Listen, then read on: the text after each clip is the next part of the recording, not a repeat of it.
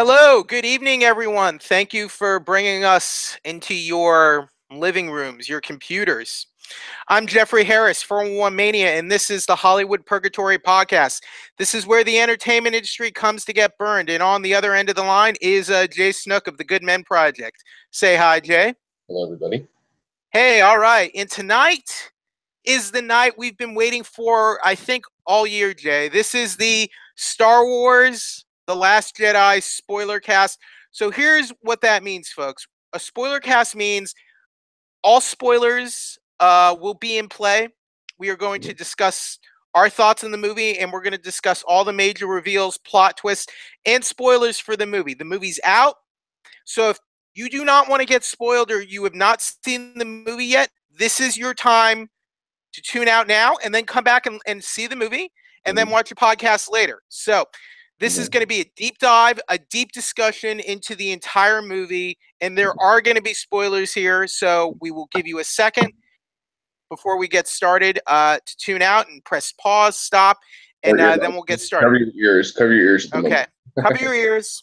Or if you can cover your ears for however long this is on, and once we're done, and then go watch Star Wars and then listen to it later. Okay. So give you a minute. Okay, I think that's enough time, Jay. What do you think? I think so. Okay. All right. So we've been waiting 2 years for this movie, for our next installment in the Star Wars saga, Jay. We had Rogue One last year, but that was that was more tied to the original trilogy. It was more of a prequel to A New Hope. This is a true sequel. It was the sequel to The Force Awakens, which came out in 2015 and did amazingly well. This movie, it's looking at $220 million for its opening weekend alone. Had an opening day of $104 million. So we've been waiting 2 years for this. Right off the bat, what did you think? Right off the bat, it was good, but not as good as I expected. There were some flaws with the film, which we'll get into, but it was good. But so here's something interesting. The tomato meter on this film is 93%. Now, here's an interesting discrepancy. Out of 100 user ratings, the audience score for this film is 56%. Now, let me take that a little further. Let's look at The Force Awakens from 2 years ago on Rotten Tomatoes. Still 93% with critics for Rotten Tomatoes. User rating, 88%. And that's how many, and I mean, it's substantially more user rating submissions, but the film's been out for 2 years. So you would think it might even out for The Last Jedi, but it seems like there's maybe a sense that critics like this movie a lot, but maybe fans were not quite so pleased. Have you noticed that at all? You know, the strange thing is, actually, it's kind of been the opposite for me. I've noticed some of the critics I talked to had seen it before I did, didn't like it as much. Some even hated it. But most of the fans I at least saw when I saw it opening night, and some after, have been they've loved this movie a lot. They really have. Some are even saying it's better than The Empire Strikes Back. Some are saying that. Some are saying it's the best Star Wars film since The Empire Strikes Back, which came out in 1980. Yeah, some people are saying. So I've had the opposite happen. How did you see this film? I saw this film as there were some good moments. There were some. I mean, what were the circuit before we get into that? What were the circuits? Okay. So what happened was I actually went to a radio station, was at a location. I got a little Fandango coupon. I got to see it opening night in 3D. What theater? Really cool. Just the one in Natomas. So again, my neck of the woods. Like what theater? What brand was the theater? Like what? Oh, Century. Okay. No, Regal. Regal Cinemas. Yeah, so I got to see it. And it was as I expected. There were a lot of people there. There were a lot of people in line. People I hadn't seen in a while. Some reviewers, some people I just knew who were fans. Yeah. And it was similar to Force Awakens when I saw that I saw that opening night too. And there were people waiting in line. Some people dressed up as characters, you know, and really, there's a lot of excitement to see it. That's for sure. My experience was quite different. I think you know a little bit about that. Not to brag, but I did see the movie at Disney Studios. I saw the movie the Monday before it came out. Now, Disney did not have any junket screenings for this. They did have some select media screenings on that Monday before the release. And I was part of that group that was able to see it in Los Angeles. No one had really seen it other than, I guess, people who worked on the film and worked at Disney and Lucasfilm, other than the world premiere, which was over the weekend, also in Los Angeles. So they have a really nice setup on Hollywood Boulevard. They have one of those giant first order walkers, you know, from the movie. It's out there on Hollywood Boulevard in front of the El Capitan Theater. So there's like a full scale, like they actually built a full scale, like one of those walker things on legs. It's pretty impressive. So I saw this movie at Disney, and I've been fortunate enough to see the last 3 new Star Wars movies at Disney, all before they came out. So it's always a very interesting experience to get to see it that way. It was not in 3D. In fact, I went and saw it again later, and I opted just for Dolby Cinema format. How did it look in 3D to you? Not that great. It was okay, but it didn't really need to be in 3D, to be honest. Yeah, I kind of felt that way about The Force Awakens too. Would you agree? Yeah, I agree. Okay, so I liked the film. I think it had noticeable flaws. We'll talk more about that a little bit, but I generally liked it, and I thought it was a good film. But if I were to rate it just next to The Force Awakens, I think I'd like The Force Awakens more. I did. I liked The Force Awakens much more. Just really as a cinematic movie experience, I thought The Force Awakens was a little more rewarding. Yeah, I was the same way. And I know there's this common criticism that The Force Awakens is like a rehash of A New Hope, and there's nothing original about it. I don't agree with that. This film, I think, took a lot of bold new directions. So I think anyone who was upset about the way The Force Awakens was executed, I don't really think you can really complain about this film, because it did a lot of things that were very different for Star Wars and just overall, I think. So let's get started. We have our opening crawl. So basically it sets up the fact that the First Order has basically destroyed the New Republic. In the last movie we saw, they blew up the Hosnian system, which was the hub of the Republic, the Senate, their Senate fleet. So all that's gone. So now the First Order is trying to take over the galaxy. The Resistance is in the process of evacuating their base, which we saw from that last movie. They're just sort of a ragtag, scrappy fleet, and the First Order moves in. Hux is in his Star Destroyer, and he's like, "I'm, you're all doomed. We're not going to take any prisoners. You're all rebel scum and war criminals." And then, of course, you have Oscar Isaac as Poe Dameron. Dameron. He stages that sort of daring bomb run on the Dreadnought, because they're trying to blow up the base, and Poe's trying to buy the group some time for them to escape. And he leads the bomb run, and in the process, the whole bombing fleet gets annihilated. But they do manage to destroy the Dreadnought before they jump to hyperspace. And so that's sort of the opening action sequence. I liked the opening space fight sequence, because it's Star Wars. You want a good space battle. I thought that was a good way to start the film. What did you think of that opening?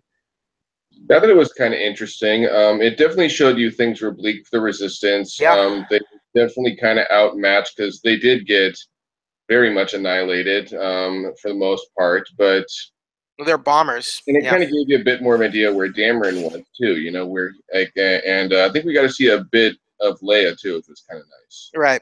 Well, Dameron basically he he was very eager to continue with the mission to destroy the dreadnought. Leia's like, no, we've evacuated.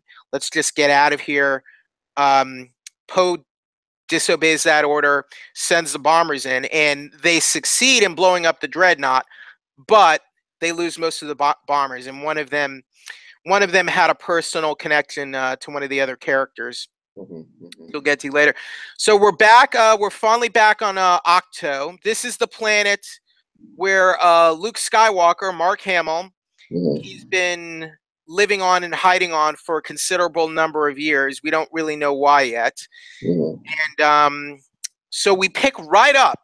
We pick right up from where the last movie, The Force Awakens, ended, with Rey reaching out with his lightsaber, or I guess Anakin's lightsaber that was passed down to him.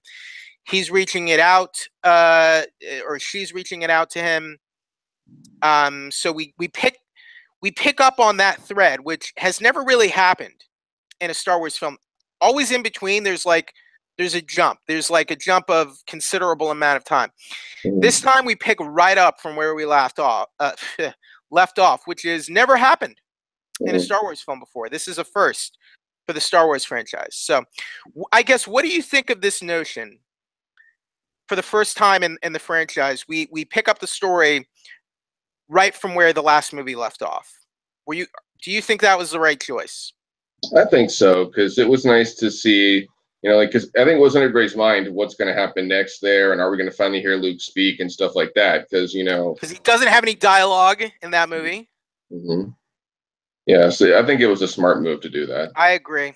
I think that was. I mean, even though Star Wars had never done that before, and there was a lot of instances of this has never been in a Star Wars movies before for this film, but I think this was one instance. I think that worked. So, what happens after Rey gives him the lightsaber? He just chucks it right over his shoulder. Do you want to show? Do you want to demonstrate it?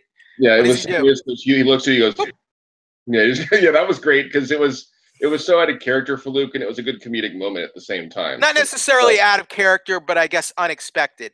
Yeah, in many ways, knowing what we know about Luke. Just be like, I don't need this, and just like that was hilarious. Right. So Luke has basically been living in exile on this island. I guess a lot of bad things happen to Luke. He's a little bit traumatized, and he's hiding. He basically admits he came on this island to die. He shuts the door in Rey's face to his hut. Then Chewie helps Rey break it open, and like Luke's like, "Oh, what's going on here? Why is the Falcon here? Where's Han?" And then, well, what happened to Han Solo? He's dead. So that's so it kind of happens off screen, but Luke, obviously they explain to Luke that Han Solo died, and the First Order is coming into power, and they're trying to take over the galaxy. And Luke's like, what did you think is going to happen? You think I'm going to take a laser sword and take on the First Order? And he's like, go away. Luke doesn't want anything to do with this fight. He's not a warrior anymore. He's put away his lightsaber. All he wants to do is hang out on the island, fish, drink milk from that giant giraffe monster thing. Just chill out with the porgs and the little caretaker people. So just to tell you a little bit about this island on Octo, apparently this island was home to the first of the Jedi Order, the founders, I guess, of the Jedi Order, and the very first Jedi Temple is there. And there's also a library there that's filled with the ancient Jedi texts, and sort of, I guess, like the original, I guess, Bibles, as it were, for the Jedi Order are stored in this sort of tree library there. So I guess, what did you think of the circumstances of Luke being on this island and how he's just there? He's not interested in returning to fight, to help his sister, to help everything he helped create. I mean, he was the one who helped bring down the Empire. Emperor Palpatine and Darth Vader. and help restore the Republic. That's everything he helped do, and now he just doesn't care anymore. Yeah, it was definitely kind of a surprise. I don't know why, but I didn't really expect Luke to be that way. Not only that, but because when we saw Obi-Wan, it was so different. So I almost expected maybe it'd be like an Obi-Wan type thing, and it wasn't. It was completely different. Where he was just like, "Yeah, you need to leave me alone. Go away. I don't want to train you. I don't want anything of this. Just get the hell off my island and leave me alone." I think it makes sense, though. He'd been through a traumatizing experience, and he just didn't. I think it was the right decision to have Luke sort of in a self-imposed exile where he was done. He was an emotionally defeated and broken man after what he had been through, and I thought it was dramatic. I thought it was compelling, and I think Hamill, with his performance, handled all that great. To be honest with you. I agree. He was good. Like I didn't say I didn't like it. It just was unexpected. Right, no. I wasn't so surprised because I figured after the first movie, we know he had trained Ben, Kylo Ren, Ben Solo, who is Han Solo and Leia's son, and he turned to the dark side, and I imagine that was a major, mark again. I figured Luke probably felt responsible for that and felt ashamed, so he went. I figured he was hiding. He was hiding from his responsibilities. He was hiding from reality because he just felt ashamed for his part in it, and that's sort of what I expected, and I think I wasn't so surprised when they went in that direction with this story. But I guess how do we want to get into this? Okay, so basically here's the deal. For the main duration of the movie, the First Order is chasing the Resistance. They have figured out a way to track the Resistance fleet through light speed, which apparently is impossible in the Star Wars universe, but now it's not.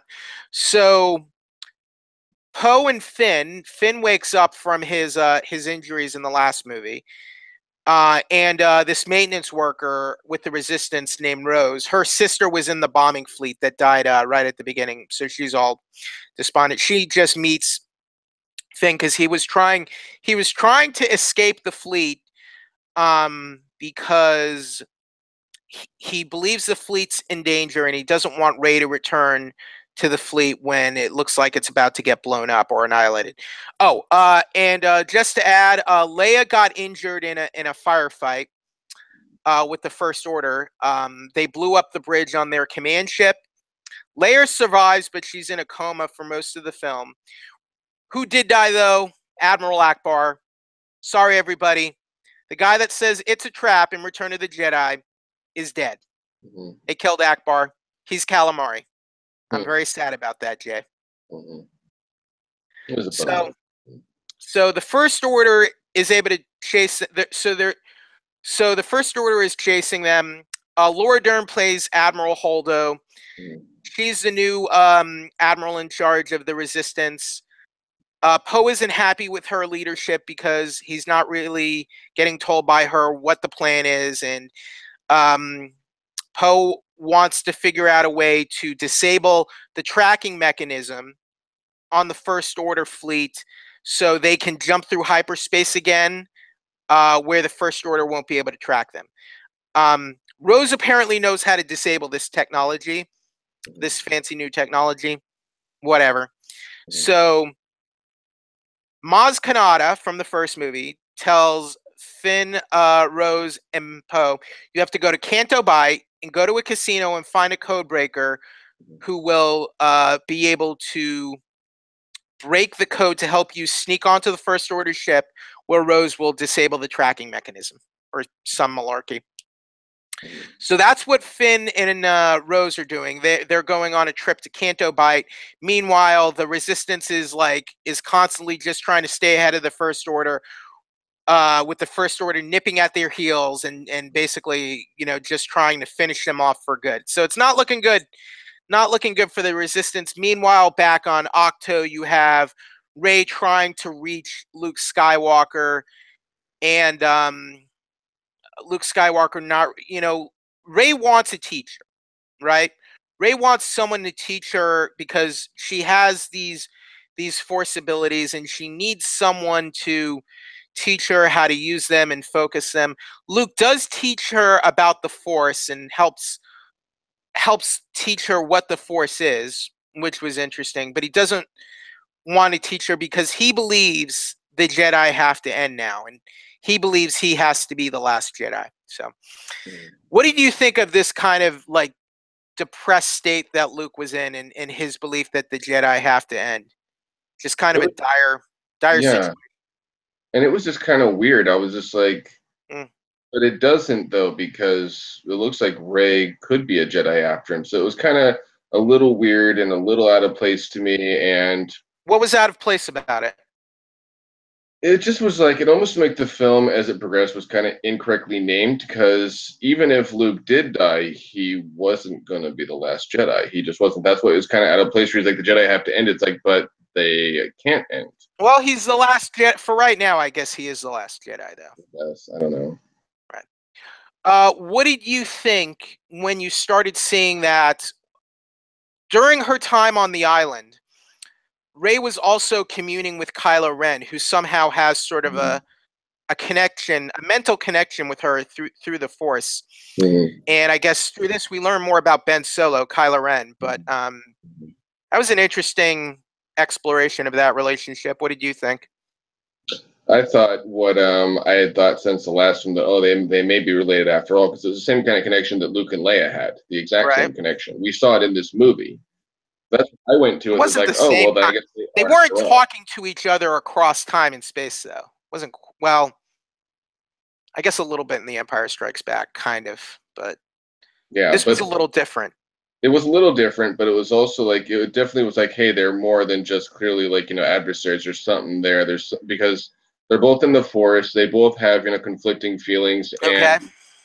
And it kind of set the stage for what Rey wanted to do, which was similar to what Luke did to Vader, where he's like, he's like, hey, Kylo isn't as evil as we think he is, right? Now, do you think they're trying to? Do you think the producers at Lucasfilm are trying to push a romance between Kylo and Rey? Some fans definitely are feeling that way after this film. I don't know. I didn't see it. No, maybe a alliance, but a romance. I didn't see a romance. No. Okay. So Kylo was hinting about something that happened between him and Luke Skywalker. At first, Luke says Kylo tried to kill him and then burned down his new Jedi temple, because there was, like, Luke did try to build a new Jedi Order, and he took Ben as one of his students, and he gathered a number of other students, and some of them were killed. And then there was also the suggestion that some of them might have joined Kylo Ren. So I'm thinking the ones that left with him are probably the Knights of Ren. What do you think? Maybe that could be a possibility. Because in the first movie they called him the Master of the Knights of Ren. So I figured the Knights of Ren have to be the ones from Luke's order that Kylo did not kill, is what I believe. Do you think that's an apt prediction? Maybe it might be a possibility. I mean, okay. I didn't really think about it too much. All right. Well, let's talk about fan theories a little bit. After I left the theater, want to know what my reaction was? What? Your theory was wrong. Your theory was wrong. Your fan theory was wrong. Your theory was crap. Your theory was BS. All of your theories were wrong, because all of them were. Every theory for this film, none of them were right. Oh, let's see. Rey is Luke's daughter. Rey is Han and Leia's daughter. Nope. So let's just get into that right now. We find out about Rey's parents. Rey, through this whole movie, is desperate to learn about her parents, but deep down she knows the truth. Jay, who were Rey's parents, and who do we find out? What do we find out about Rey's parents? They were just like two drunk, junkers or something like that, right? They just sold her off for money, dropped her off at Unkar Plot, and they died. And she knew it all along. She knew they abandoned her. She was just an abandoned kid. She's not a Skywalker, folks. Okay? You were so sure, Jay. You thought they were twins. And I told you they only gave birth to one kid after Return of the Jedi. So what do you think? What do you think about the reveal for Rey's parents? I thought that was a really weak reveal, to be honest. It didn't really make sense. Yeah, it didn't make sense. Why doesn't it? Tell me why it doesn't make sense to you. Because if that's who her parents were, then where did she get her Jedi powers from? That doesn't make any sense. Where did Obi-Wan get his Jedi powers from? Where did Yoda? Who said? When was it ever established that your Force powers are hereditary? From Darth Vader is where that was proven. How? Because that's why Mark Hamill was so strong in the Jedi, and that's why even Leia. Darth Vader was a virgin birth. Remember, Anakin was a virgin birth. Where did Anakin get his powers from? Supposedly, his mom was supposedly impregnated by like a Jedi or Sith or something too. They never said it in the movie. They never say the exact truth of how he was born. But that was because Vader was a Jedi. So? Luke was destined to be a Jedi, and it was believed that even Leia may have some Jedi powers. Well, I mean, Leia clearly does have strong Force powers. She was blown out into space and was able to get back. After getting blown out into the vacuum of space, she was able to live through that. And even with Kylo Ren, Ben Skywalker, you know, he has his Jedi powers, and one reason Luke took him in was because it was believed he could become a great. Yes, but I mean, Skywalker blood. All right. You watch Star Wars Rebels, right? Yes. So Ezra's parents were not strong in the Force. How is Ezra able to have strong Force powers? Okay, good point. But still, I think this was the best explanation for Rey, and quite frankly, I think it's the only explanation. Because how do you explain how like Leia and Han had another kid and just didn't even know about it? Like, how do you? I mean, even if that theory didn't come to light, there could have been better theories than that. Like she was hidden away on that planet to be protected, not because hidden by who? Who hid her? Somebody, some like kind of either council person or someone who like I just feel like danger. I don't know. That doesn't make any sense. I feel like Leia and Han being who they are. If they had another kid, I feel like they would have mentioned that or something. Maybe. They never. It makes no. I feel it makes this makes sense though. She was just there. Her parents abandoned her, and deep down she knew it. She was just. She created this idea that her family was coming back for her because that's how she survived. It was her coping mechanism. I think that makes all the sense in the world, and this, I think, is the best thing about the movie. I think this is. I think this idea by Rian Johnson was brilliant, and I applaud. Hats off to you, Rian Johnson, because you got that right.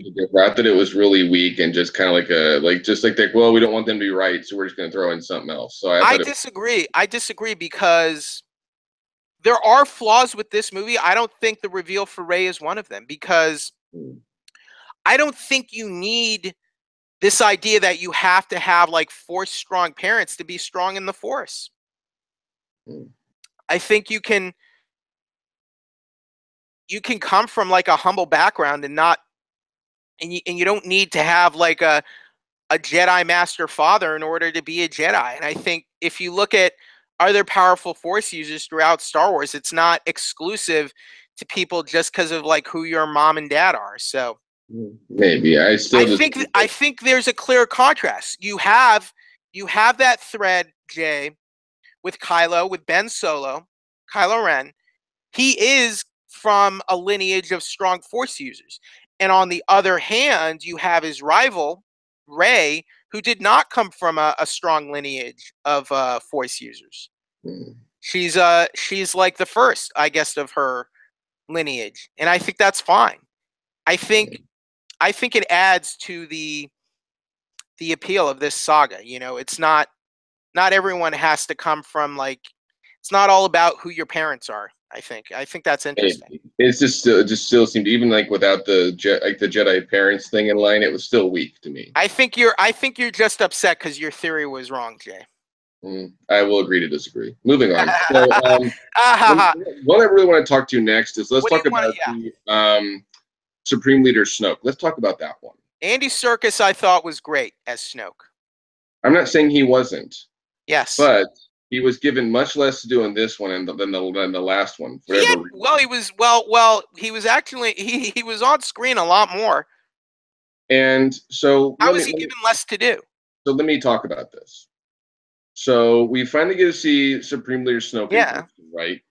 And for some reason he's mangled, and you can tell he's been through some kind of fight of some sort because he doesn't look, he's got battle scars, right? Right. Yeah. Half of his face is like. And there were like plenty of fan theories, like maybe he was somehow, Palpatine still alive. Yeah, fan theories. Theories. But that's what we're talking about. We're talking about theories, right? Yeah, right. So he was either like Palpatine or Vader or Windu, or there are all these weird theories of who he was, right? Right. So on the example of theories are wrong, we didn't really learn anything about him, his backstory at all, did we? Nope. Not really. So this is what we learned about Snoke. There's a bit of a fight sequence between him, like force, like I want to say not electrocuting, but like force damaging Rey. She like badly. Clearly, she goes after him. She's like, "Well, you're more than I thought you were." Right. Well, here's what happens. Rey fails to really get through to Luke on Octo. Luke basically refuses to train her. Rey believes through her connection to Kylo Ren that he will turn back to the light side and help her defeat the First Order. So Rey decides to go straight to Kylo Ren to turn him, kind of like Luke turned Darth Vader.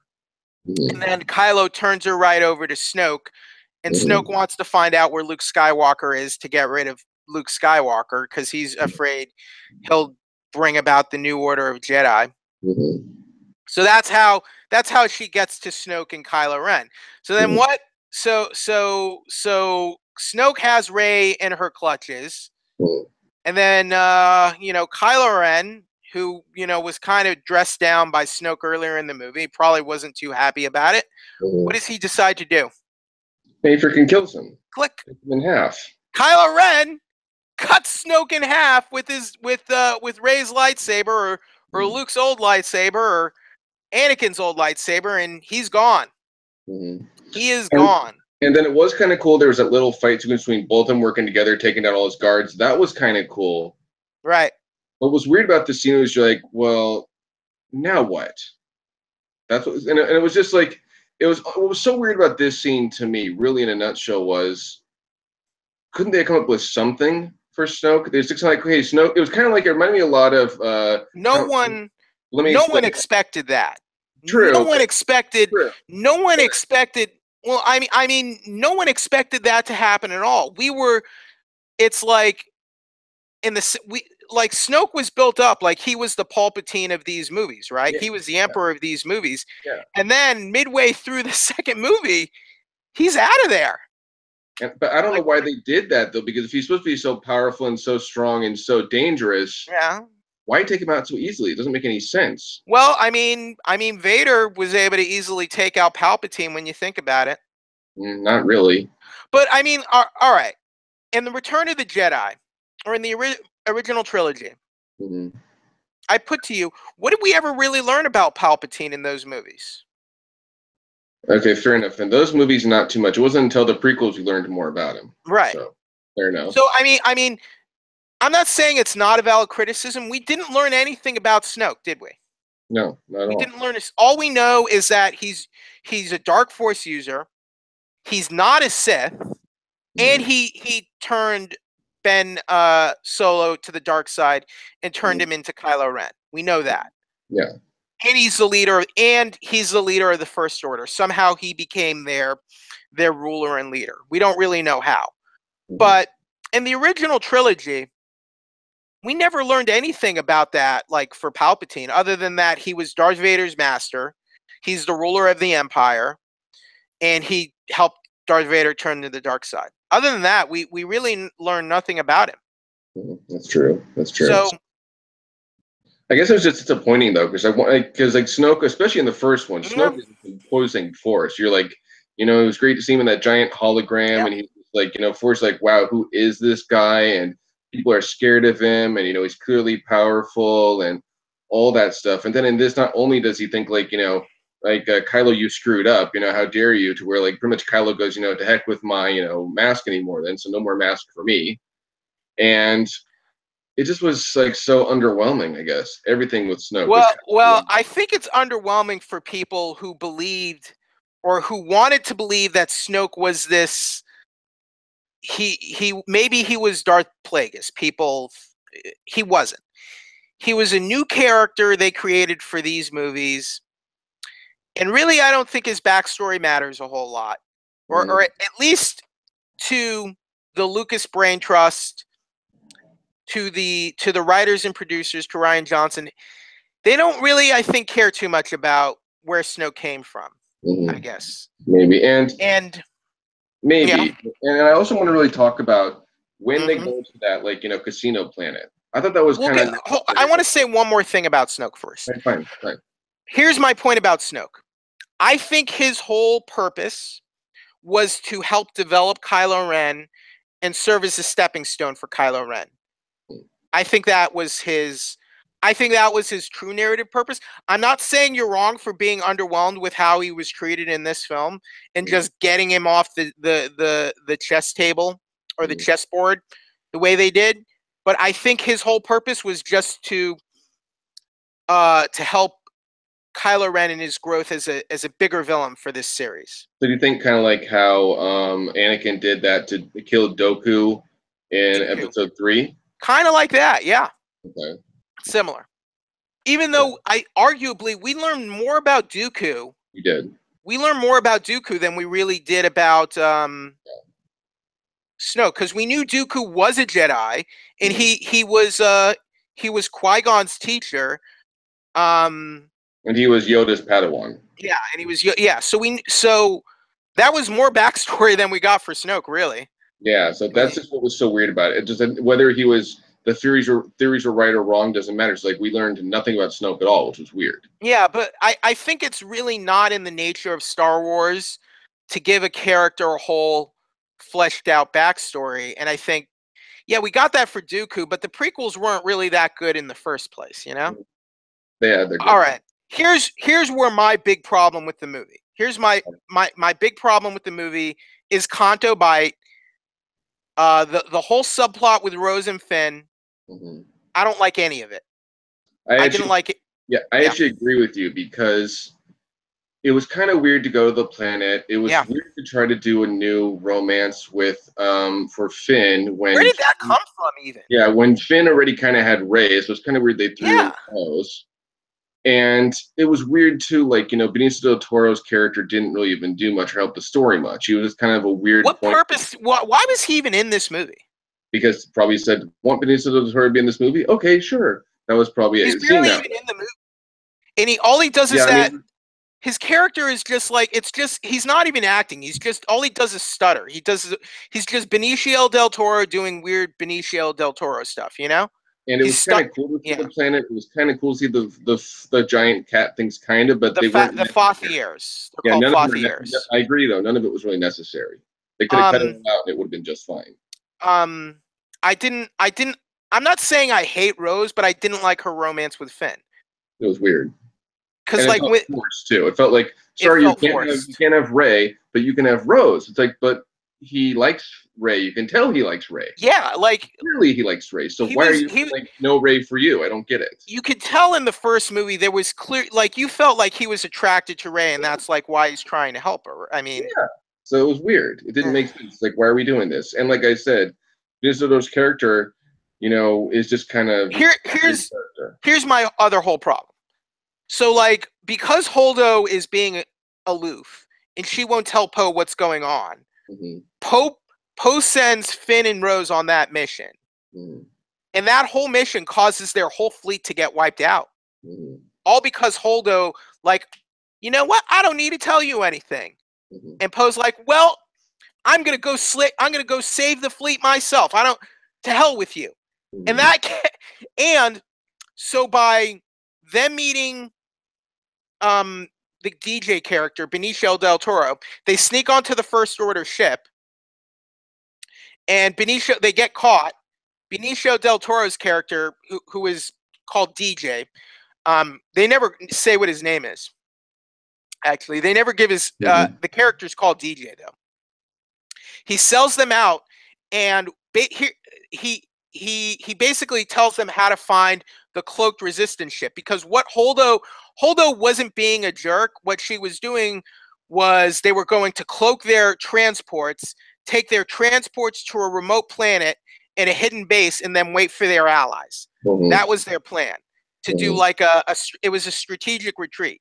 But because Holdo didn't tell Poe that, they go on that stupid mission to sneak onto the ship, and they get their whole fleet almost wiped out like that.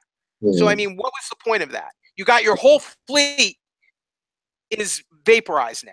To me, that makes no sense. Am I wrong here or what? No. It didn't make much sense. You're pretty much right. It was weird. Why was Holdo acting that way? I don't know. Is there any justification for that at all? No, I don't think so. Because he'd been demoted. He got to know less, but still. So why not? So all right. So why not just tell him, okay, here's what we're gonna do. We're gonna take our transports. Since they're tracking us through light space, they won't be able to find these small transports because they're small and will be cloaked. We're gonna take our transport to this planet. It's heavily shielded, and we'll be able to hold out there and hopefully get some help from our allies. And they won't be able to find us there. We'll be undetected. But because they went onto the ship, the code breaker, Benicio del Toro, tells them how to find their cloaked transports and follows them to the Crate planet, planet Crate. Almost all their transports get destroyed anyway. Yeah. So why did you even go on that stupid mission? Yeah. Oh, okay. You freed some Okay, we freed some Fathiers, and you trampled over the casino, over the war profiteers and people selling weapons. Oh, bravo! Your whole fleet, all of your friends and allies, your teammates just got killed because you did that stupid little casino mission. How is that good? There's nothing good about that, Jay. The only thing that was good about it was toward the end where we got to see the little mark in Captain Phasma's mask. That was kind of cool, and see her eye. That was kind of cool. Yeah, so Finn fights Phasma. So everyone hoping for Captain Phasma to have this. Oh, we're gonna use her right this time. She's gonna have this bigger role. Phasma goes out pretty much like Boba Fett, pretty much. Well, I don't believe she's dead, but that's just me. I think she's dead. Jay. I don't know. We'll see in the next one. You know. Weirder things have happened. So how do you survive? How do you survive falling out of? I don't her know. armor wouldn't protect her because it was split open in the face. I don't know. Maybe she's dead. Maybe she's not. I don't know. Just you never know. But maybe. Who knows? But there were two things I really liked about this movie. Really, just two. Okay. BB-8 was great. BB-8 had a lot more stronger character, and had a lot more cooler moments. And the Porgs, right? The Porgs were great. No, the Porgs were okay, but they were comic relief. So they were okay, but they were comic relief. And Mark Hamill. And Mark Hamill was amazing. He was really, really good. I agree. One thing I'll agree with Rian Johnson is that he should get an Oscar for this performance because he did better with Luke than he's probably ever done before. I agree. Did a very good job. He showed all this kinds of different ranges of emotion, and you got to see demons of Luke and all these things about Luke, that he hadn't seen before. And I thought it was really kind of cool when there was that whole showdown with him and Kylo. That was kind of cool. I liked that. That was really good. To see. Yeah, that was a cool twist. Before we get to that, so here's what the tipping point for this is. We get an appearance by Master Yoda, obviously voiced by Frank Oz once again. It looked like they might have used a puppet, the old Yoda puppet, for that scene. I thought it was 3D, but that could just be me. Or you think it was computer? I think maybe for the effects. because he was a Force ghost. He was a Force ghost, but I think they might have used a puppet before they added that in. But I'm not sure. He looked more like Yoda from Empire Strikes Back than prequel Yoda. You know what I mean? I still think it could have been CGI. But that's so just basically, like after Rey is left, Luke takes a torch and he's going to blow up the library with all the ancient texts. So he's going to do that, and Yoda's there. And looks like I'm gonna just burn it all down, and the Jedi is gonna end. And then Yoda uses his, even though he's a ghost, he's able to use his Force powers to make lightning strike the tree, and it just burns down. And Yoda's just laughing it up and having the time of his life. And Yoda's basically like, young Skywalker, always looking to the horizon. You're never focusing on what's right in front of you. And basically Yoda says is that, the books were wise, but like they're just books. You don't, he basically says Rey does not even need the books to become great. And I think basically he tells Luke that, you did not heed my words. You have to pass on what you have learned. You have to pass on mastery, strength, but also folly and failure. So basically, he tells Luke that he couldn't cope with the idea that of learning from your mistakes. Luke made a terrible mistake, but it broke him. And I thought that was interesting. That Luke had to learn that he had to accept he made a mistake and to learn from it. Because as Yoda said, failure is the greatest teacher. And then he tells Luke, we are what they grow beyond. That is the burden of all masters. And that I thought was I really love that, because to me, that's just saying like, Luke is a legend. Like Luke even says in the movie, like, I became a legend. And I think that's part of his pathos, because I don't think Luke is happy that he became a legend, because being a legend kind of, I guess, hurt him later, because I think Luke thought because he was a legend, he could restart the Jedi Order, which he wasn't able to do. And I think it made him feel like a greater failure. But the idea that you can be like the greatest Jedi ever, like Luke Skywalker, and someone could surpass you. That is the burden, like that's the burden of being a master, that you have an apprentice or you have a student, and your student eventually grows to become as good as you, or if not better. That is the burden of a master. And I think that is the burden of Star Wars fans, because Star Wars fans who love Luke, it's hard for them to accept someone, a new character, I think, in many ways. I think that whole entire scene with Yoda was just an amazing scene. I liked it. The movie, because not only was it a surprise, I did not see that coming. I don't know if any fan could have, but it was just cool to, like, kind of like show that, hey, Luke, you still have stuff to learn. You may be this master now, but you still have things to learn. So that was really cool. It was real and it made sense, and there was a lot of truth to it. So basically, the what's left of the resistance, because of Holdo and Poe and Finn and Rose being idiots, they're back on Crate in a base, but because of the stupidity, the First Order was able to track them there, so they're there just to wipe the rest of them out. Leia is still alive, by the way. She was able to survive the fight where she got sucked out into space. She wakes up later and she's still okay, in the movie. And so Holdo stays on the command ship, jumps the ship to light speed right in front of the Supremacy, which was Snoke's flagship, and cuts straight through it. That I thought was pretty cool. We've never seen anything like that in a Star Wars movie. I thought that was neat. That's a standout moment for a lot of people. Did you think that was any good when they did the maneuver where the ship just slices right through the First Order? Because it was like, I wonder what's going to happen, and you go, okay, that's what happens. So it was, and I guess it kind of gave her, kind of like, showed, hey, you know what, she does care about the cause, and she does want to help, and she does want to help the resistance. Because it seemed like for a while she didn't really want to do that. She just wanted to Yeah, admit to even though she did technically cause the whole fleet to get wiped true, out but because it she was was. kind of like I mean, it was kind of, to me, it was like a little bit of a retribution moment for her. I'm like, hey, you know what, I gave her some retribution. You know what, yeah. she may not be perfect, but she did want to make sure they got there. So Yeah. After over half probably got blown up because, look, I'm just saying, if she just tells Poe the truth, they all would have made it there okay, or most of them would have made it there okay, and they probably would have had more time to probably find allies to join them. True, fair enough. So I just don't get, why would she not tell them?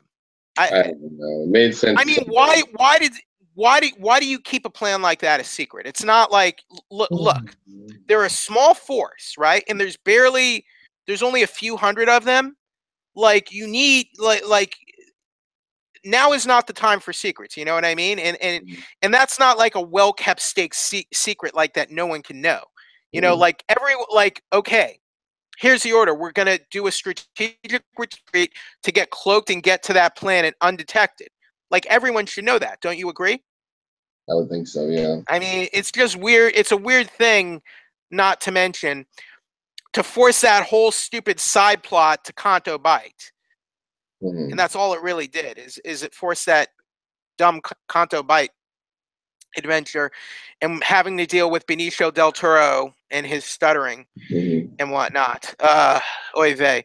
But Luke does manage to show up on Crate, and he visits Leia. He apologizes to her for what's happened with Ben.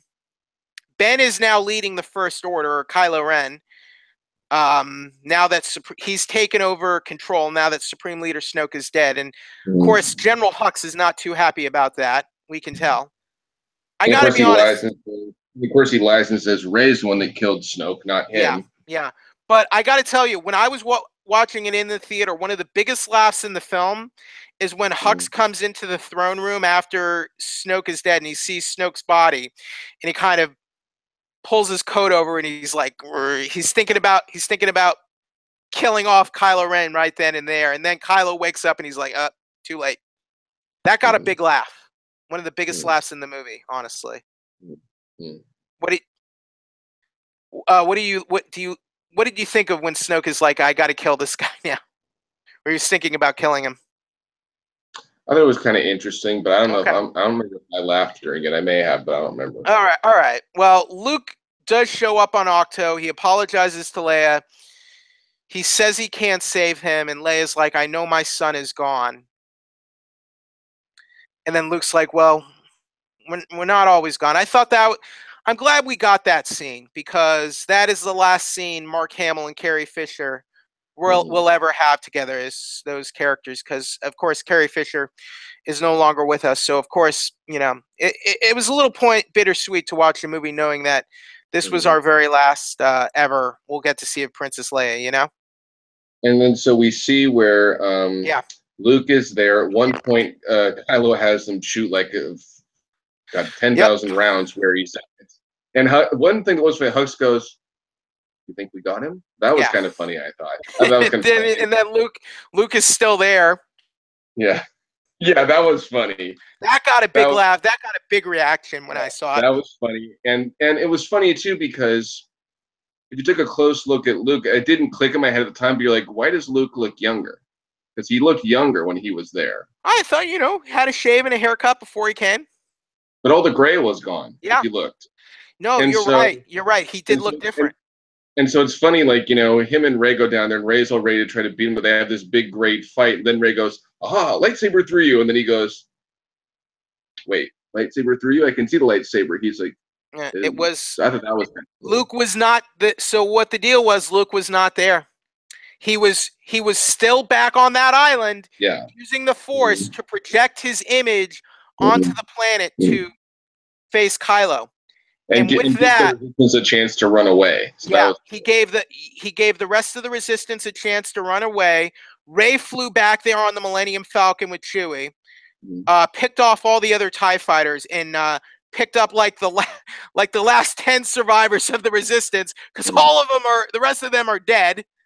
So the remaining, and then some of them tried to fight off the First Order when they were doing that attack run on the base. Some of them died then too.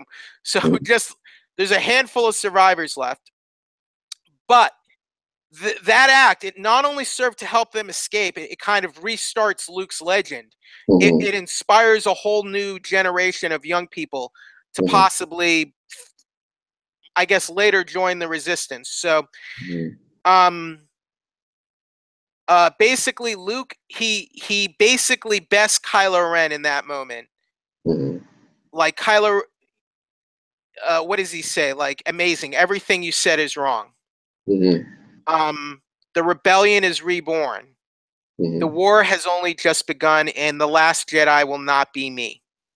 So on some level, Luke's faith has been restored, and I guess even though he didn't train Rey, I guess he's of the belief that Rey will continue on and succeed where he failed, I think, to some degree. So I think the Last Jedi, I think, is for all intents and purposes Rey.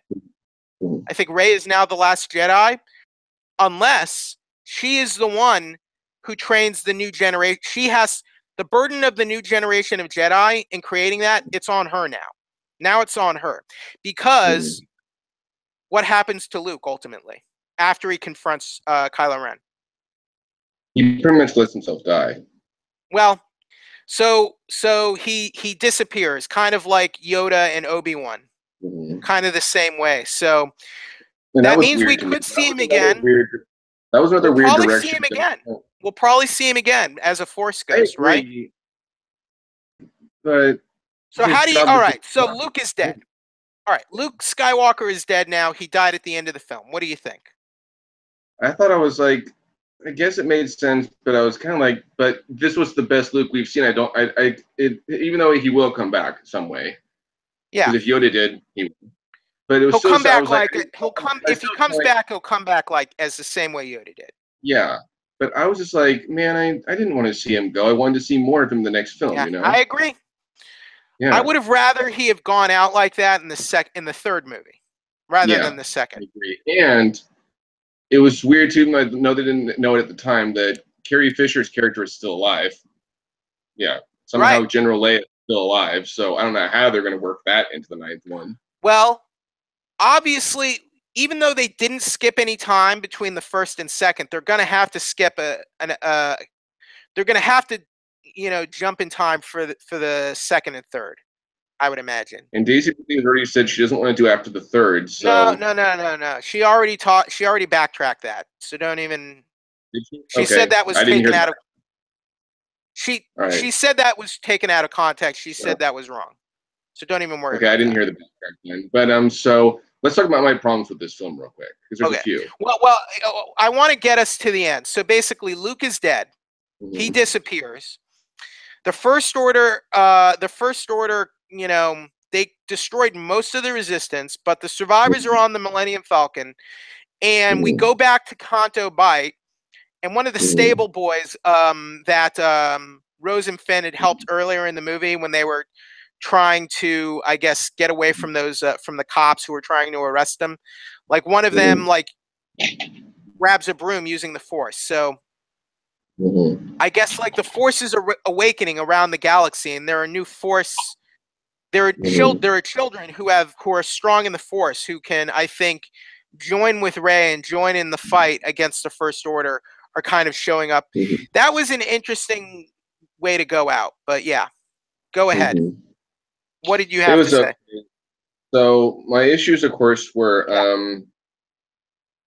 that whole thing with the Canto Bay was just really weird. Canto Bay, yeah. Canto Bay was weird. I didn't really like the porgs that much. They were just there for comic relief, and they were there because they're going to make cute toys, which they already have. Kids will go crazy for them. So it was just. I was fine. I was fine with that generally. Me, and yeah, the thing with Supreme Leader Snoke was just, I was like, that just didn't make any sense at all to me. That was weird and really weak. Yeah, that was weird. And were things like there were a number of other like moments in the film. Like, first of all, this film didn't need to be 2.5 hours long. It really didn't.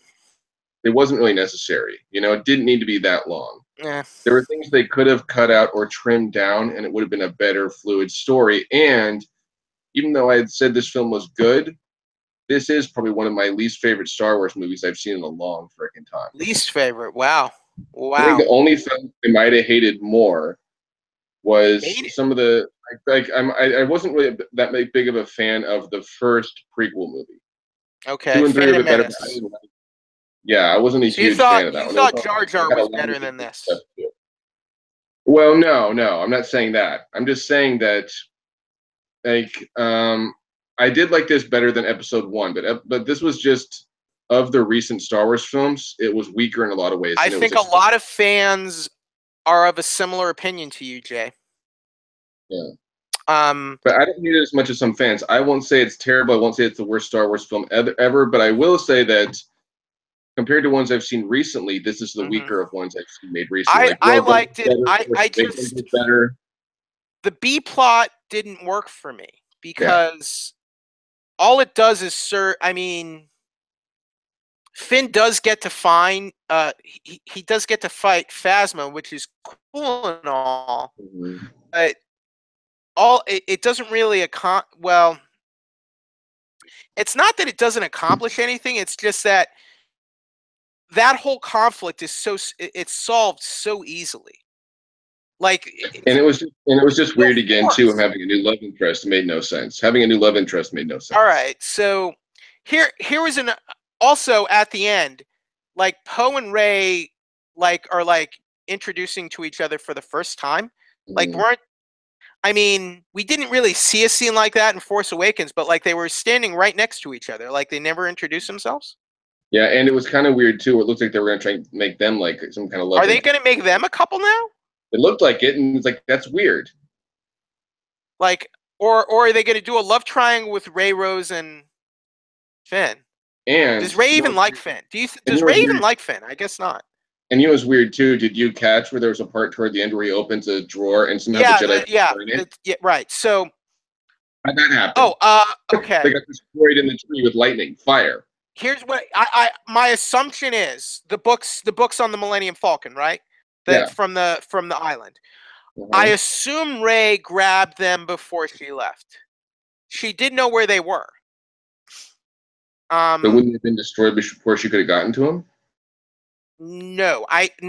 She got to them before Luke. I guess before she left, she grabbed the books from the tree and took them on the Falcon with her before Luke, and then after she left, Luke went to burn them. So I think that's they weren't there to burn at that point then. No. Right, but he didn't know he didn't know that. He thought they were still in there. Still weird. I was like, so the books weren't destroyed? Okay. Right. And I was weirded out by that at first, but then I'm like, okay, so Rey took them without him knowing, is what I think happened. Okay. I can see why that's I can see very much why that's confusing. Yeah. Yeah, and it was just like they were just like you were right. It was like, crush all the fan theories, make them all wrong, and do what we want to do, and you don't like it, too bad. It's like, because remember in Empire Strikes Back, I won't say people necessarily knew, Luke and Vader are related. Right. But it was a big reveal when you found it. You're like, holy crap, I did not see that coming. Even with Episode 2, where in Episode 1 people said no one saw that. I don't think anyone really saw that coming with Rey's parents, honestly. But even like another example is like from Episode 1 to Episode 2, where people thought, Darth Sidious is Palpatine. In Episode 2, like, yes, he is Palpatine. They're the same guys. So like, it was just weird trying to crush so many theories and do stuff that you felt like doing instead that didn't necessarily always make sense anyway. I don't think all the theories I've heard for like Snoke or Rey, I wouldn't have been happy with any of them. And we know J.J. Abrams is coming back for the third movie. So I actually have to say, after seeing this film, I'm not that excited. I'm glad he's coming back. But I'm not that excited for the trilogy that Rian Johnson's going to do. I'm not that excited for it now. I'm like, you know what? Because this was just... I wonder what he has in mind. Do you think he wants to do a story about like those kids on Canto Bight, maybe? Think that's what he's going to do? I just know after seeing this, I wasn't as excited. I was like, I don't know if I want to see him do a trilogy, which is how this one turned out. I have problems with the movie, even though I generally liked it. and I feel a lot better that J.J. Abrams is coming back. Me too. And I think it's amusing to me that people were so like people like to rag on The Force Awakens so much for being a rehash. But all J.J. Abrams did was make a movie that felt more like Star Wars. It felt more like Star Wars, right? Yeah, I don't get why people are saying. But now people are upset that this movie was too different. What I don't really understand is why people say this is better than Empire Strikes Back. I don't get that. I don't get that. it. I don't get. Yeah, me neither. I'm just like, I don't see it. Maybe we watched a different movie. I don't know, because I didn't see it. All right. Here's my other thing. So over the course of the movie, we kind of have like this flashback to Kylo Ren and Luke where Luke, we learn basically that what happened was to divide Luke and Ben was that Luke saw inside his mind and saw he was going over to the dark side. So he had, a brief idea that I have to kill him. Luke said it passed very quickly, but Kylo saw him with his lightsaber out, and Kylo thought he was going to kill him, and that's what caused the whole betrayal, I guess. That's what turned Kylo over to the dark side, is waking up and seeing Luke, moving in to kill him with his lightsaber. And look, and that's his nephew. That's the son of his sister, of his best friend. So he probably, you can understand why that would probably, traumatize someone like Luke. You know what I mean? But we've never seen a flashback sequence like that in Star Wars. Think about that. We haven't. Have we ever seen a scene where like a character narrates something that happens in the past and then we go and see a flashback? We've never seen a scene like that in any Star Wars movie, I don't think. No, we haven't. It was also underwhelming when Rey goes into that one place and nothing really happens either. You think it'd be this cool moment like with Luke and Empire Strikes Back. Nothing. What was so what was so bad about that area? Like Luke said, this is like the dark side, but it didn't seem like. No, it wasn't. It just was underwhelming. You're like, nothing really happened. She saw a bunch of versions of herself that all clicked their fingers at the same time and all that stuff. It wasn't like they weren't really telling her to join Kylo Ren or anything. No, it didn't. It didn't really. It was just like cool special effects. That's all it was. It didn't have anything to do with anything either. Well,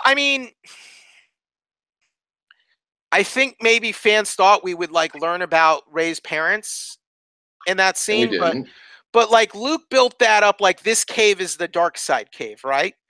But yeah, like it was like remember in Empire Strikes Back, he goes into that cave and he sees Vader, then he cuts off Vader's head and it's his face. Right. But Yoda didn't tell him not to go in there because it's like the dark side cave. He didn't say that. Fair enough. He did say be wary. This is like, a dangerous place where you're going to face something really tough, right? Right. But he told him not to bring his weapons, basically.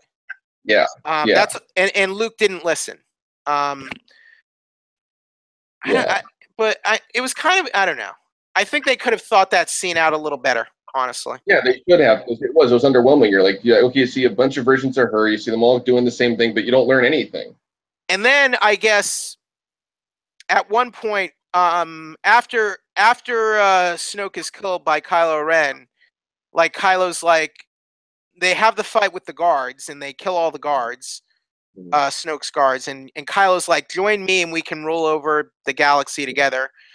And of course, Rey turns him down and rejoins the Resistance after that.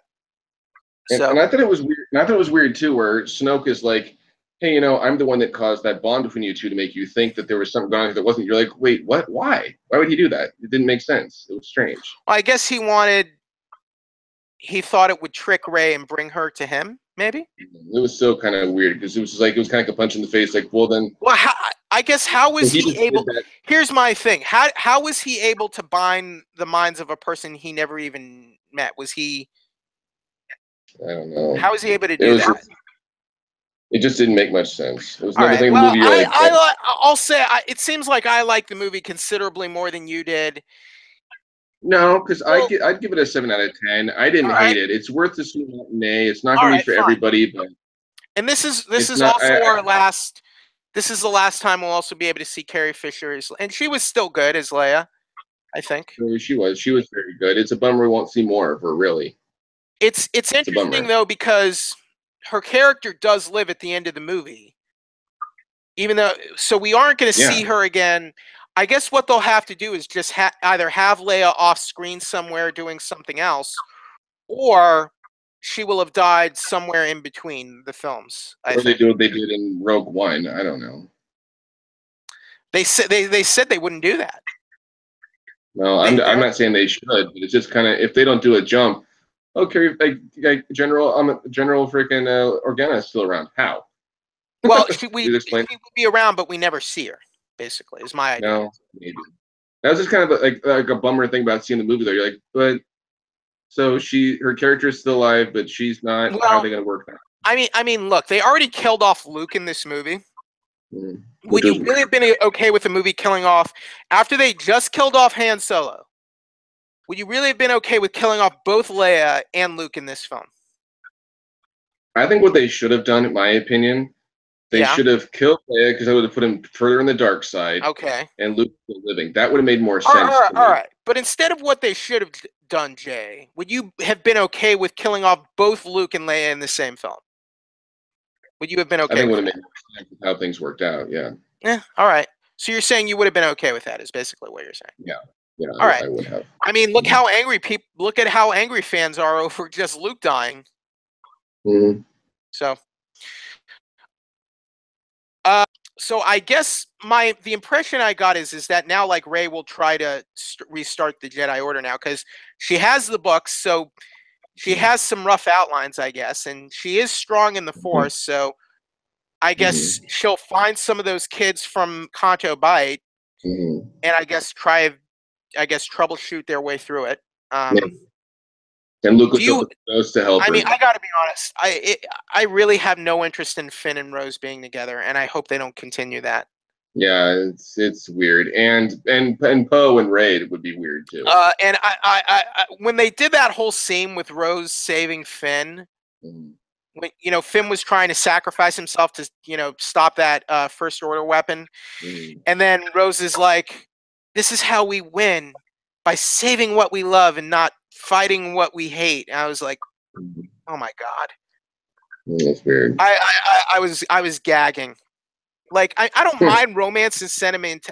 I mean, here's what I like. When Han is being sent to be frozen in carbonite, and Leia says, "I love you," and Han just says, "I know." That's great. Like that's great writing to me. Rose doing that thing like not fighting what we hate, saving what we. I'm like, oh come on, get the hell out of here with that. Did Luke think about? Did Luke think about not killing anybody when he blew up the Death Star? Probably killed 1 million people. He probably killed 1 million people with that 1 in a million shot. Okay, he blew up the freaking Death Star. There were like 1 million people on there. All of them probably weren't bad guys, Jay. You know what I mean? Like, I mean, it's a war. Okay, it's still a war at the end of the day. I was like, such touchy-feely garbage. It was a little dumb. Come on. Am I being overly harsh here? So what would you give this out of 10? What would you give it out of 10? I would give it 8 out of 10. Really? Okay. And here's why. Because I loved Mark Hamill's performance, and I love seeing him again as Luke Skywalker, even though I wasn't crazy about all of the things they had him do. I thought his performance was great, and I believed why he made the choices he did. And I understood them. I generally like the new characters, even though, and I like the actors' performances, even though I don't really like how all the side plots, like especially the Canto Bight thing, was written. And I like Kylo Ren as a character, and I guess my biggest problem is just the whole Canto Bight thing and Holdo and why they were all there. That's my biggest. Rose. And Rose. And I'm not trying to come off like a jerk, because I'm not one of those people who thinks Rey is a Mary Sue. I like Rey, and I thought I liked some of the way she was developed in this movie, and I enjoyed the way they developed her relationship and sort of weird connection with Kylo Ren. I generally liked all of that, and I think it was. Here's what I think. I think the movie needed some script rewrites. You know, rewrite the script a couple times. I think Lawrence Kasdan, who co-wrote Empire Strikes Back, Return of the Jedi, and The Force Awakens, I think he needed to do a pass at this film. Do a couple script rewrites, and I think it would have been like A-okay. I think it could have like made it that much better. That's what I think this film needs. Yeah, made it a bit tighter. Tighten it up, yeah. Yeah. Because it really didn't need to. It did. I don't think Force Awakens was 2.5 hours, was it? It wasn't. No, it was like 20 minutes shorter. Yeah. So if they had trimmed this down, it would have been better. So, like, let me I'll look that up for you. Okay. I think Abrams is pretty good at maximizing length, though. I agree. He was pretty. So The Force Awakens was 135 minutes. So 2 hours and 35 minutes, that's with credits. So this movie was like 17 minutes longer, basically.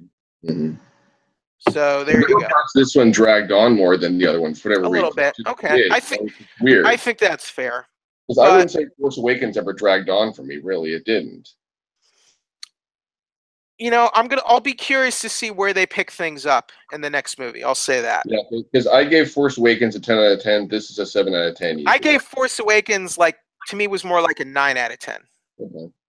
So I liked Force Awakens more. Mm-hmm.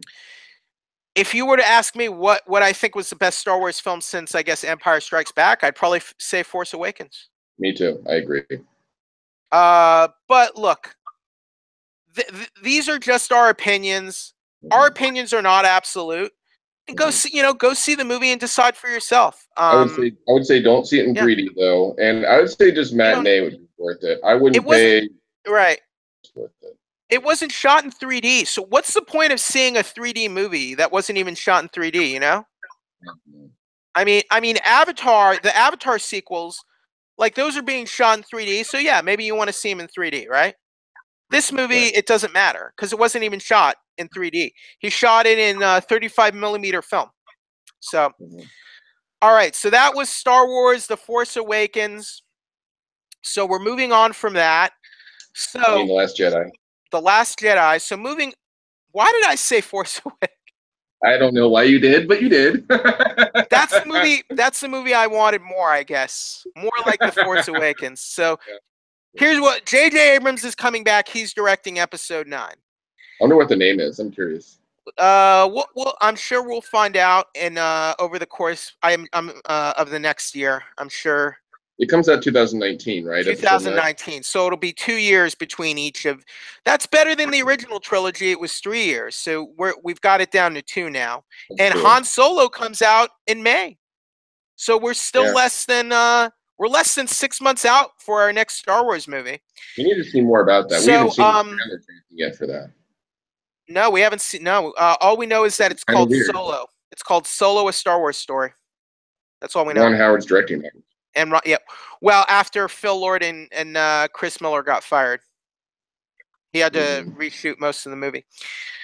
All right, so since our last podcast, Jay, we got some pretty big news that we've been talking about for a couple weeks. I want to say it's been a couple months, like a month and a half, or maybe almost 2, right? We've been talking about this for a while. We've been talking about this for a while, but the difference is now that it is now it's official. So I'm queuing up the press release. So here it is. I'll just read it out for you guys. Here, this is Disney's own press. This is the Walt Disney Company. So it's Star Wars related. The Walt Disney Company to acquire 21st Century Fox Inc. and spin-off of certain businesses for $42.4 billion in stock. Wow. So this deal that's been in the works for a while, it's official. Walt Disney is buying 20th Century Fox, the movie studio. Let's see what else. So basically, Rupert Murdoch, the Murdochs, they basically unloaded their entertainment assets for 20th Century Fox. So here's what it includes. 20th Century Fox Film, 20th Century Fox TV Studios, cable and international TV businesses. So that's FX, FXX, and here is what was not sold. The Fox Broadcasting Network, so that's the regular Fox channel. They kept Fox News Channel. Insert jokes here. Fox Business Network, Fox Sports 1, Fox Sports 2, and the Big Ten Network. So under this deal, they are going to get $52.4 billion. So let me see. I have a whole other, there's a whole other cool thing here. There's an image that breaks down everything that Disney gets out of this Fox acquisition. A graphic. And I'm trying to find it. Okay, so here we go. So here's what I'm going to just list off to you what Disney is getting here, Jay. Fox Movie Studios, the film rights for the Marvel franchises X-Men and Deadpool, Avatar, Planet of the Apes, Star Wars Episode 4. Here's what's interesting. Lucasfilm technically owns Star Wars: A New Hope, but Fox, I guess, owns the distribution and home media rights for that film. So Disney gets all that back now. They get the FX network, Fox TV Studios, the National Geographic Channel. Okay, so Hulu, you know the streaming service Hulu? That was jointly owned by Disney and Fox. Like Disney had 30%, Fox had another 30%. Now Disney has a controlling interest in Hulu. They bought Fox's 30%. Now Disney owns 60% of Hulu. They also now own Star India TV and Sky PLC in the UK. Fox will keep Fox Broadcast Channel, Fox News, Fox Sports 1 and 2, and Fox Business. So very interesting. So now we know the deal is it's real. So let's see. And okay. And they got Fantastic Four as well, right? Well, here, let me dive into that. So this is from the Disney press release. Are the homes of Avatar, X-Men, Fantastic Four, and Deadpool. I want to read the other Marvel stuff because that's pertinent to us. Well,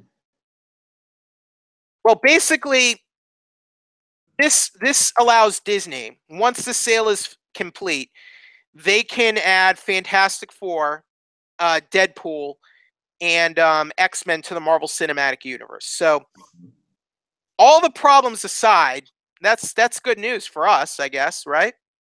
And they say they might be in Avengers 4 now. They said that might. Well, here's the hitch in that, Jay. Regulatory approval. So basically, while the sale has been announced, it has to undergo a period of governmental oversight and approval before it's final. And that could take 12 months to 18 months. A year to a year and a half. So Avengers 4 comes out in 2019, right? Because we're about to be in 2018. Avengers 3 comes out in May, right? Infinity War, yes. So they're gonna.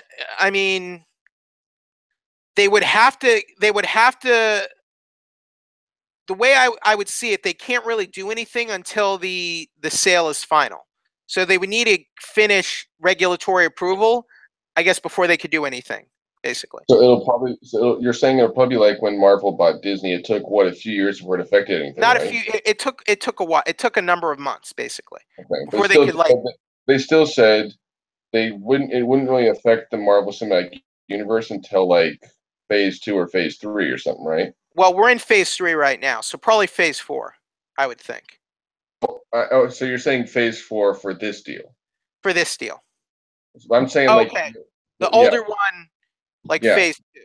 Yeah, it wasn't until then they said it would affect it, right? Right. So Well, the sale was finished in 2010. That was before Iron Man 2 came out. Yeah. But Disney didn't like, I guess, you didn't, I guess, really start seeing major because Paramount still released they still released Iron Man 2, Thor, and Captain America: The First Avenger. It didn't officially change over until I guess Avengers, which was tail end of the first phase. I guess that's about right. Or was it Disney who had their doubts about Guardians of the Galaxy? They were the ones who had doubts about it, right? I think no, I don't think I think after Avengers they probably didn't. Did Avengers come out? Did Avengers come out after Guardians of the Galaxy or before? Before. Because I remember when that came out, they were like, "We think this is going to bomb," and it didn't. Who said? I don't think Disney thought. I think Disney probably had faith in it. I think a lot of people thought it was probably going to bomb because it was just so weird, you know. Yeah, and they were surprised. I remember that Halloween season, they didn't have any Guardians of the Galaxy costume anything because they didn't think it was going to be a hit. Guardians of the Galaxy had a big budget. True, but Disney was. I remember Disney announcing they said it was going to bomb. They were afraid. No, they never announced that. I remember seeing it. I remember seeing it. Where? Online or when around the movie coming out, they were like, "This movie's going to bomb" because they didn't. Yeah, Disney would never say that though. Never. I would need you to email me that and show me the proof of them saying. I think there were analysts certainly who thought the film was going to bomb. Just because it's just so like such a weird concept for a comic book movie, and so different from like other superhero films. Disney, I think Disney had faith in it probably after Avengers, but I mean it was. Look, my understanding is that the script was written as sort of like part of a writing contest between writers and just sort of. And they liked the script so much that they greenlit it because it was a great script. And then they decided to let's fast track this, and that's how the movie got made. And everyone was like, "Oh, a talking raccoon in a tree. This is gonna bomb." But it we all saw what happened. Let me see. I mean, it did cost. The movie cost $200 million. So I mean, they did spend quite a bit of money on it. And then it ended up making $773 million worldwide. So I get all right. So back to this deal. I think it's basically going to be at least 2 years before we start seeing any major changes. That's right, because that was about what it was with Marvel. So a similar way. Depending on how I mean, here's the other thing: the government could still kill this deal. The government is trying to block the AT&T Time Warner merger. The government blocked the AT&T T-Mobile merger, so that didn't happen. And if the government says no to this deal, then it's dead. And then Disney has to pay Fox, I think, $2 billion if the government rejects it. And let's remember, whether it happens or not, The Simpsons and all those shows on that channel won't be affected anyway, right? I think everything is gonna like stay the way it is for the next year, basically. No, I think they didn't get that Fox channel anyway, did they? They got FXX. No, but they have the TV studios. So, what studio even? I think Fox owns The Simpsons. They do. They own The Simpsons and like American Dad and Family Guy and all that stuff. Yeah. Well, Disney owns. All right. Disney owns The Simpsons now because they don't own the network, but they own the TV studio that owns The Simpsons, basically. Oh. So they don't own the network that broadcasts it, but they own the property, basically. So interesting. That means Universal Studios can't have Universal Studios anymore because they have like a Simpsons Land at one of them. Yeah, they can. As long as they they can keep it there. They have to maintain the license because remember, after Disney bought Marvel, they kept Marvel Islands of Adventure open in Universal Studios Orlando.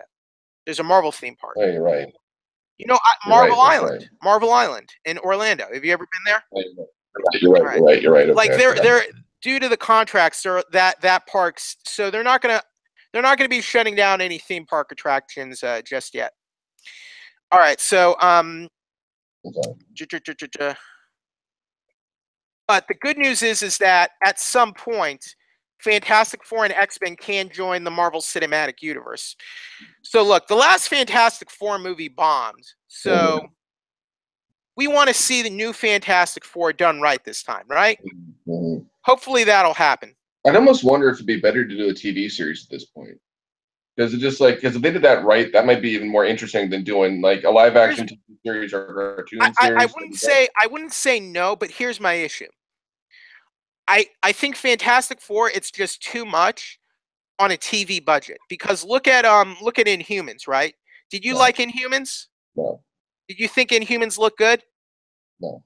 So basically, to do Fantastic Four properly on TV, you would need a Game of Thrones budget, basically. Did a cartoon series? Huh? What if they did a cartoon series? Well, I mean, they've done a cartoon series before, Jay. We want to see new movies. That's what the fans. Series for the Fantastic Four when? There was one in the '90s and one in the aughts. There was one in the '90s. Yeah, I don't remember. It was on like the Marvel Action Hour. Because I remember they had the look up Fantastic Four, the animated series, 19. There have been a bunch of Fantastic Four cartoons. Really? One in the '60s, '70s, '90s, and in the '00s. I don't remember the '90s and the '00s. They must have come and gone because I don't remember them that well. Well, the one in the '90s was short-lived. The one in the aughts was short-lived. But you can find them on YouTube. You can probably find some clips all over the internet right now. I remember briefly the '60s one a little bit. I remember and then they might have been a part of Super Friends or something, weren't they? No, they weren't, because that's DC Comics. Super Friends was DC Comics. Oh. All right. So I think ideally fans want to see new. We want to see Reed Richards, the Thing, and the Invisible Woman in the Human Torch. Joining with these characters. So I want to find out a little bit more about what was said about this. Mm-hmm. Okay, so here's what Bob Iger, the CEO of Disney, said about Deadpool. Because look, Disney, under this deal, Disney owns Deadpool now. Here's what they said.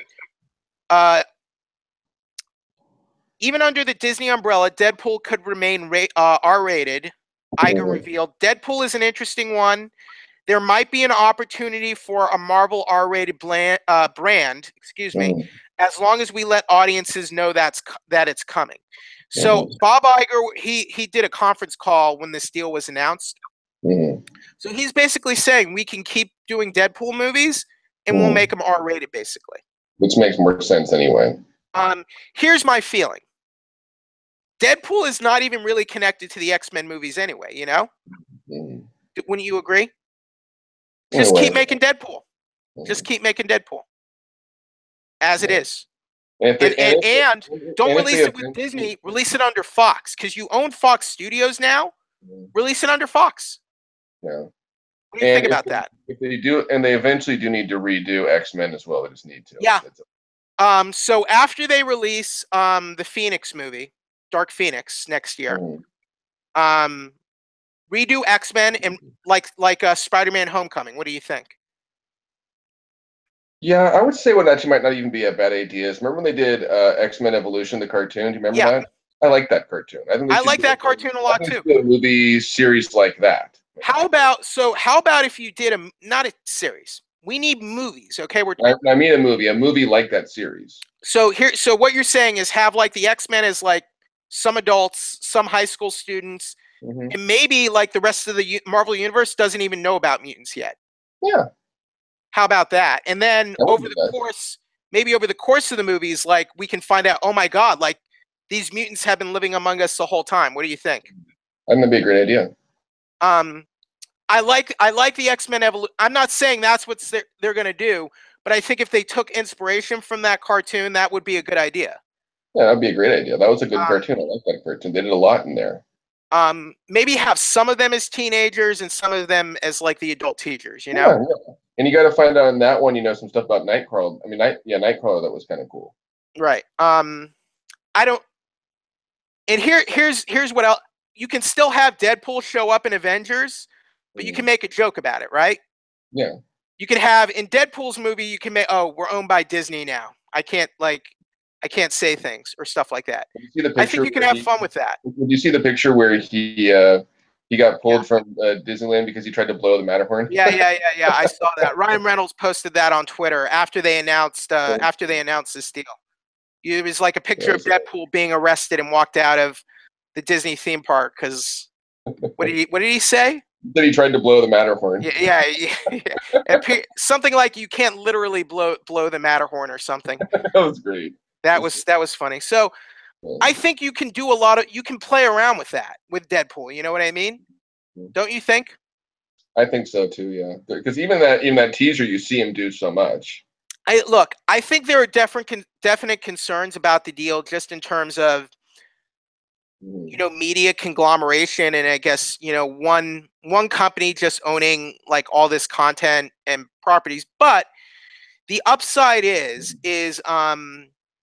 Disney now controls like the X-Men. They will control the X-Men and Fantastic Four now, which is good for the fans of those characters, I believe.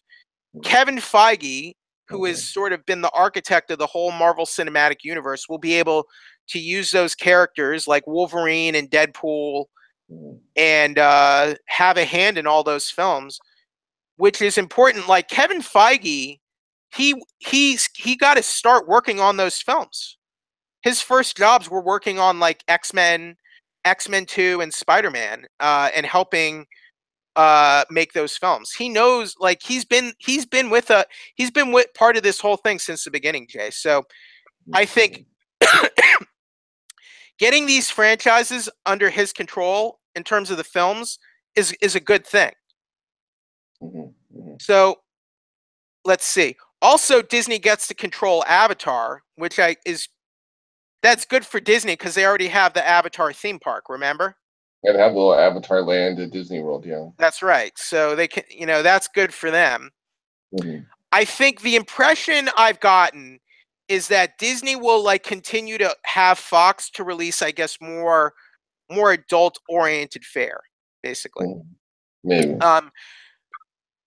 The bad news, though, is that look, whenever a merger like this happens, job positions are going to become redundant and people are going to lose their jobs.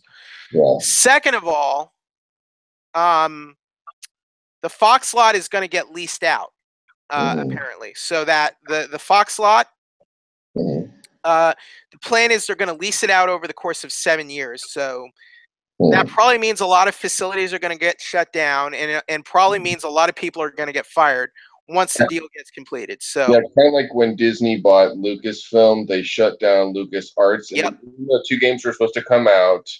They just shut it down. I don't think they ever brought it back up, which is a shame.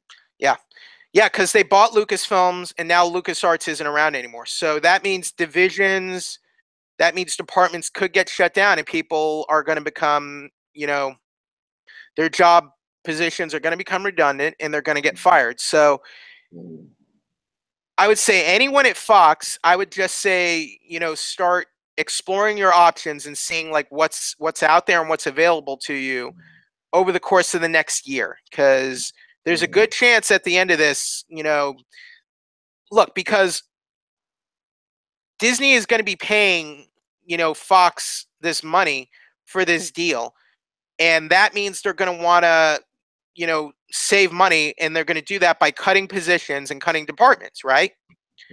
Because whenever you have a corporate merger like this, people lose their jobs. So that's one of the, I guess, the lesser parts of this deal. So hopefully, definitely they have big plans. Seriously, they must have big plans paying that much for it, Right. But whenever that happens, we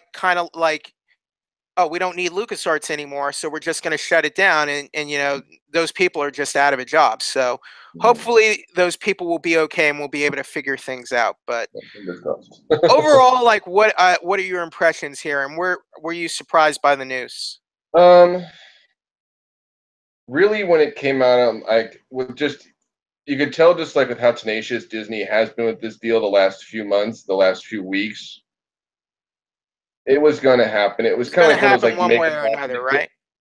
Yeah, it was like kind of like make them an offer they couldn't refuse. It's like that's a lot of freaking money. Right. for Luke, like George Lucas, the money. It's like that's a lot of money. That's a good amount of money, you know. If I want to retire, I can retire on this. I think Fox wants to use the money to build new divisions. I guess new media divisions, like probably a streaming service or something. They could, with this money, they could. They won't. They would have to produce their own content though, because they no longer own The Simpsons anymore. I mean, that's huge. Yeah, that's what a lot of the streaming. Heck, maybe they can bring back Futurama. Right. I mean, all the major IP is now owned by Disney. Once they get regulatory approval. I mean, there's still a chance the government could kill this, but based on what the White House said, I don't think they're going to block the deal. I don't know if they could. I think it'd be kind of hard. They could. It's happening. But I don't think they will. If they did, it just would seem like I don't know if it would be taken too well if they did. I don't know. I mean, don't you think it would be funny? You know, I'm not even gonna say what I'm thinking about. I just had a weird thought for a second. I'm sorry. But the White House could say, "Hey, we want X-Men and Fantastic Four in the Marvel Cinematic Universe too. Let's make this deal happen." It would probably earn them some points with the nerds, wouldn't it? With the fanboys, the fanboys and fangirls, don't you think? Yeah, I think so. So, like, let's give it all to Disney. All right. But yeah, Disney was really tenacious about this, and I as you know, look, I'm not saying there aren't problems that could come out of this, but I think it's good that for Marvel Entertainment to have the rights back for all these characters, which I think was going to happen one way or another. I thought like eventually like they would just buy them back solo or something. I wasn't expecting Disney to buy 20th Century Fox, you know? True. Also think about this. Disney now owns the Alien franchise, the Predator franchise, and the Die Hard franchise. Not saying they're going to do anything with them, but they own all that now. Although I think Predator is coming out next year, I think. Oh, that's right. Predators. Shane Black's. Because that's the sequel. I guess that's the latest Predator sequel. But nothing's gonna change with those films next year. We probably won't start. Any changes that'll come of this probably won't happen until 2019 at the earliest. Mine kind of see new Alien Covenant. I liked, but I didn't like it. I didn't like Prometheus. I hated Prometheus. But here's basically based on the reports I've read. So now that Disney owns over half of Hulu, like they'll have their new Disney streaming service, which they'll have like Marvel and Star Wars TV shows on, and I think like the old they'll use Hulu, I guess, for the more adult set kind of shows, basically. Maybe. So like they'll keep like the Simpsons, Futurama type shows, any more adult oriented shows. Those will be on like Hulu, like for making new original shows, while the more broader stuff will be on the Disney streaming service, I think. So we know they're because we know in 2019 they're going to do a streaming service. So last bit of news. Also, we got confirmation about The Punisher. Netflix announced Punisher season 2 is coming. We don't know when, but the first season just dropped last month, so we know we're going to get a second season. So I guess all the Netflix shows, the Marvel Netflix shows, I guess, are staying on Netflix. That includes The Punisher. And you know what weird about this week too that was kind of strange? What was weird? I got from DreamWorks some shows they're doing next year, and a few of them were, I'm going to just say a few that come to my memory that were kind of weird. They're doing a Boss Baby cartoon next year, which is kind of interesting. They're doing a Captain Underpants cartoon. I don't know if it's going to be animated or 3D. Now it's Troll Hunters season chapter part 3, which is fantastic, which I watched part 2 this Troll week. Hunters is good. I'm happy about that. I like it too, but it was just like. And they announced She-Ra. Yeah, which is interesting. That'll be interesting. I never was much of a fan. She-Ra is just so everyone knows. She-Ra is the brother of He-Man, Masters of the Universe. Sister of He-Man. Or sister. He-Man's sister. Yeah, so they're bringing that back. There's a couple of shows. He-Man is She-Ra's brother, I mean. There's a couple of shows to bring next season. I'm like, that'll be interesting. I don't know how they're going to do a Boss Baby, especially they're doing a Boss Baby movie too. But they'll do that. Well, I mean, look, you had sequels to How to Train Your Dragon, and you had a TV series, and you did it for Kung Fu Panda. So it'll be like that. Wait, yeah, that's right. So I guess it's just, I'm just curious to see how they'll do that. Did you like Boss Baby? Yeah, I enjoyed it. I did like it. Did you like Captain Underpants? Yes, actually, it was silly, but I enjoyed it. It was silly though. It was. Well, silly. I mean, with Captain Underpants, there's a whole book series they can probably adapt. True. Like those are a bunch of those are children's books, right? Captain Underpants. Correct. So there's a whole bunch of stuff they could do. I mean, I like Masters of the Universe, so I'll take a look at She-Ra at least. You know, see what they do with it. Probably. Did you get a screener for Bright yet? Did you get a chance to do that? No, I have not. Have you watched it yet? Did they send it to you? Not yet. I want to get a screener. It looks good. That one's coming out. I'm curious about that. So I've not gotten the chance. So there's a lot of interesting stuff on the horizon. So I will be curious to see what happens over the next year with Disney and 20th Century Fox. So as we bring this to a close, next week, Everywhere is coming out, Shape of Water. So we'll probably talk about that. I've already seen it. Darkest Hour is coming out next Friday as well, Everywhere. Yes, very good movie. And so is Jumanji. So those are at least 3 movies we'll talk about. Can't wait. Can't wait. Right? And Downsizing too. Have you seen Downsizing? Not yet. Me neither. But that one's coming out as well. I'm seeing Pitch Perfect 3 tomorrow. That's the next one I'm seeing. Oh yeah, that's right. We might talk about that one next week too. I don't really care about it, but if you see it, I'd be interested to hear what you thought about it. Yeah. All right. So Star Wars Last Jedi in theaters. Next week we got Pitch Perfect 3 and Shape of Water. So everyone, I hope you're having a good holiday season. I'm Jeffrey Harris.